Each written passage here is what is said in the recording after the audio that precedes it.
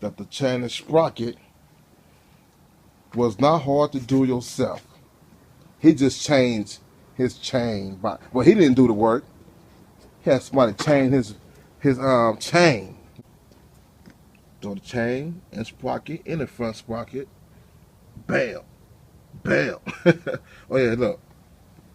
This shit right here, man. That penny right there.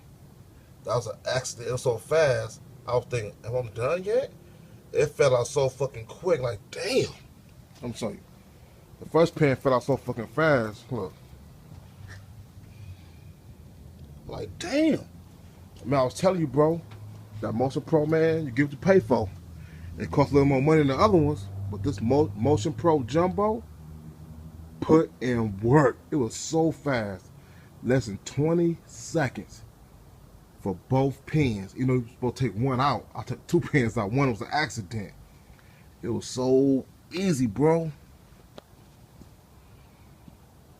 First time doing this. Done the whole job.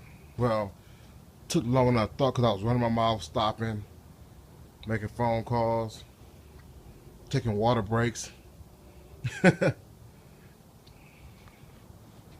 Man.